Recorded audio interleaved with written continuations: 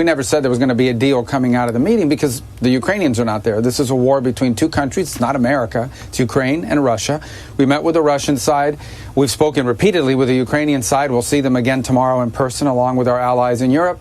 So I do think some progress was made in that talk in terms of narrowing down the issues set. And now these are hard issues that remain. Now he is saying he wants a broader peace deal. We know that Ukraine, we know that European allies want a ceasefire first. Is a ceasefire now off the table, Mr. Secretary? No, it's not off the table. I think what the president said, in fact, you just read it on the air a few moments ago, it was agreed to by all that the best way to end this conflict is through a full peace deal. There's no doubt about that. I mean, who would be against the fact if tomorrow we came to you and said we have a full peace deal and it's done? I think that's the best way to end the war. Now, whether there needs to be a ceasefire on the way there, well, we've advocated for that. Unfortunately, the Russians, as of now, have not agreed to that. But the ideal here, what we're aiming for here is not a ceasefire. What we ultimately are aiming for is an end to this war. There's not a single sanction that's been lifted. And not one. I mean, they're facing all the same sanctions that have been in place today. All the American support continues for Ukraine. And ultimately, look, if we're not going to be able to reach an agreement here at any point, then there are going to be consequences. Not only the consequences of the war continuing, but the consequences of all those sanctions continuing and potentially new sanctions on top of it as well. But what we're trying to do right now is end the war. And in order to end a war, you've got to give every opportunity that exists. You have to be open to any opportunity that exists to bring it about. And here's the thing to remind everybody. And when the president says this is not our war, but let's be frank, this is not our war. The United States is not in a war. Ukraine is in a war, and we've been supporting Ukraine. We happen to be in the role of the only country in the world, with the only leader in the world, that can actually bring Putin to a table to even discuss these things. It's true, I don't think new sanctions on Russia are going to force them to accept the ceasefire. They're already under very severe sanctions. I think that it should be you could argue that could be a consequence of refusing to agree to a ceasefire or the end of hostilities. But there is no evidence that more sanctions, because sanctions take months and sometimes years to bite. And we may very well wind up in that place. I hope not, because that means that peace talks failed. But we have to give every opportunity for peace a chance.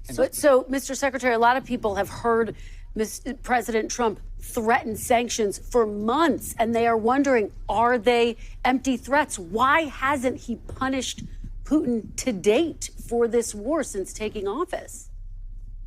Well, again, every single sanction that was in place on the day he took over remained. And the impact of all those sanctions remained. You know, when the Russians landed in Alaska, they were there to refuel. They had to offer to pay in cash to refuel their airplanes because they can't use our banking system. They face consequences every single day.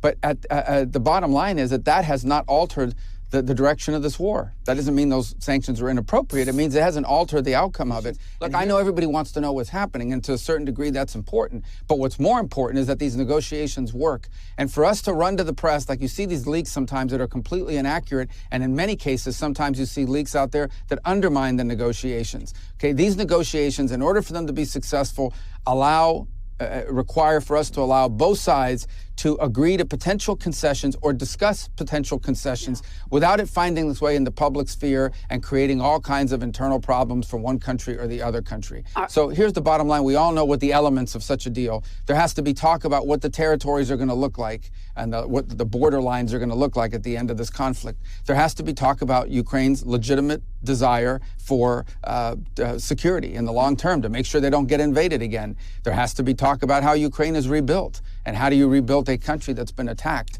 as often as it has over the last 3.5 years. These are all key elements of any agreement. We understand that.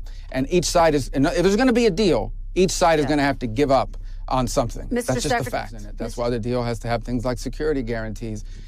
That's the point I was making a few minutes ago when you were asking me about looking someone in the eye. What's important here is actions, not words, not paper, document. Those are all important. Those are elements of a deal, but they have to be enforceable. They have to be verifiable. They have to be enduring. There's no point here in signing a deal that's going to be violated in 3 or 4 months. There's no point in doing that. It actually would make things worse. So that's why this is such a difficult thing. Not only do you need a deal that's verifiable, that's enforceable, and that's enduring. If you don't achieve that, then I think you could have a ceasefire for a few months, a few weeks, and then the war will start again and more people will die. That's not the outcome we're interested in. That's not the outcome anyone wants. So that's why this is so difficult. A European diplomat has confirmed to Fox that President Trump supports Putin's proposal for Russia to take full control of Luhansk and Donetsk, all of Donbass. Do you support this move? No, first of all, I don't know who told you that, but they don't know what they're talking about. I mean, the president has said that in terms of territories and stuff, these are things that Zelensky's going to have to decide on. These are things that the Ukrainian side is going to have to agree to. That's all the president is trying to do here is narrow down the open issues, narrow them down, and then see if we can play some role in bringing that closer together so we can stop and end this war once and for all. Look, at some point, a decision has to be made if peace deal is possible or not. If at some point it becomes clear that both sides are so far apart and so dug in that we're just not near a peace deal, then the president will have a decision to make about how much more time do we invest in it and what actions does he take then. But I want everyone to understand, if this morning the president woke up and said, I'm putting these terrible, strong sanctions on Russia, that's fine. It may make people feel good for a couple hours, but here's what you're basically saying. You're saying talks are over. For the foreseeable future, for the next year or year and a half, there's no more talks because there's no one else in the world that can talk to him. Okay?